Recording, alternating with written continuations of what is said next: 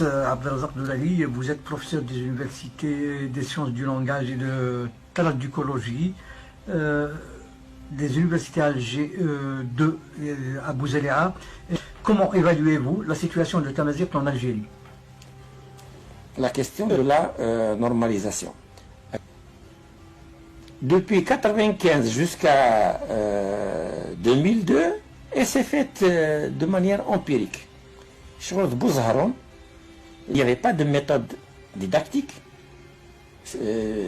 spécifique. Il n'y avait pas non plus, et c'est ça le plus grave, il n'y avait pas de texte authentique de la langue pour faire un enseignement de la langue correctement. Après, plus particulièrement 2003, où il y a eu les premiers manuels scolaires Tamazight, les premiers manuels étaient lacunaires.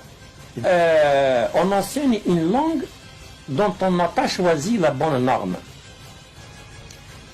Ce n'est pas une langue native. Ce n'est pas une langue maternelle. Mais donc, Tamazight, c'est un concept abstrait qui relève, on peut dire, d'une construction mythique. Une construction mythique. Parce que Medden, ils se sont trompés de combat. Les militants étaient pressés, pressurés, nous le dirons. L'idée fondatrice était une idée mythique, c'est l'unification. Et ça a posé des problèmes. D'abord, j'allais dire, les planificateurs linguistes, la normalisation, ce n'étaient pas des grands linguistes. Ce n'étaient pas non plus des gens qui étaient savants dans le domaine. Le côté militant prenait le pas sur le côté scientifique. Donc l'enseignement était mal fait. Et on a eu en Kabylie, il y a eu même des articles de presse, etc. sur ça. En Kabylie, il y avait des gens qui avaient refusé d'accepter l'enseignement de Tamazight. J'avoue, je ne suis pas prophète, mais j'avoue que je l'ai dit dans les années 80. J'ai été étonné en 90, mars 90. J'ai publié un article dans un colloque sur les dialectes à Oran, les dialectes algériens à Oran, où j'ai dit les grandes erreurs qu'il faut éviter, c'est d'essayer de créer une langue unique, parce que ça va être une langue froide, où les gens ne se... Donc, quand tu fais un enseignement en Haute-Kabylie, que les gens demandent des dérogations, il faut aller voir au niveau des académies locales combien de gens ont demandé des dérogations pour leurs enfants pour ne pas subir cet enseignement. Parce que c'est le cas de le dire, c'est subir l'enseignement. Donc, les méthodes étaient erronées et la norme était fausse. Cette façon critique de présenter les choses, ça n'est pas pour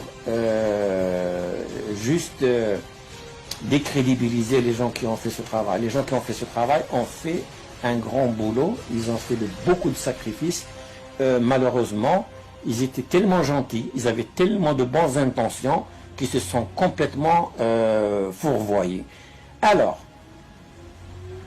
pendant la même période, si on n'arrive pas à faire accepter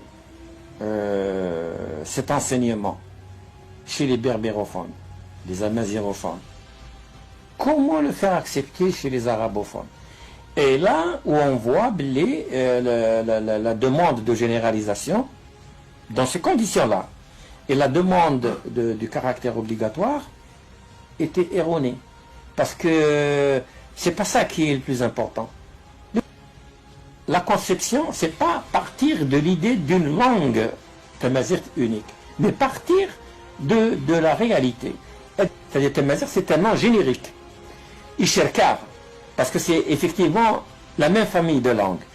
Elles se ressemblent au niveau structural, mais elles ne se ressemblent pas au niveau socio-culturel.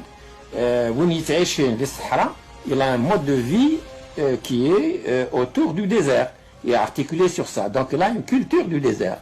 C'est pas la même chose, par exemple, entre le Touareg et le Kabyle. Le Kabyle, il vit dans les montagnes, dans la végétation, etc. Donc sa vie est organisée comme ça. Donc la langue suit, elle exprime finalement le mode de vie que nous avons. Donc il faut partir de la réalité. Il y a une variation, à peu près 7 grandes variétés. 7 grandes variétés. Mais dans les variétés, il y a encore de la variation. Donc il fallait partir avec un esprit ouvert dans de la politique. Dans la politique, bon, il peut avoir une conception des langues. Mais les reproches que je fais, je les fais à mes collègues, y compris mes étudiants qui sont devenus mes collègues, qui ont travaillé, qui sont linguistes, et qui ont travaillé dans un processus qui était biaisé dès le départ. Moi qui suis spécialiste du domaine, je te dis que non. Mais c'est kiff kiff. Donc la conception doit changer. La conception doit changer, c'est pour ça qu'il y a un échec. Donc, le nombre d'élèves, de classes et de wilayas où on enseignait Tamazight, où la demande était très forte, c'était, j'ai pas le chiffre en tête, mais c'était excellent. Le Badel a commencé à régresser. Parce que voilà la réalité. Donc c'est dans la Constitution de 2016, il y a eu un changement.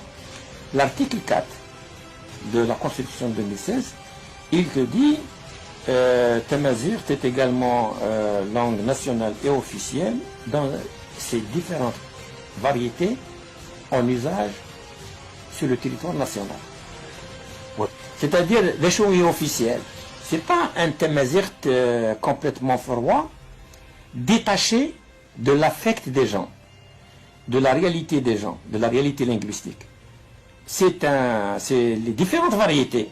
C'est-à-dire, Haroum Zavé, c'est les officiels Rors. Haroum Khvaili, Taqvaili, c'est les officiels Rors. Ouin Tachawi, c'est Tachawi, Tachenoui, etc.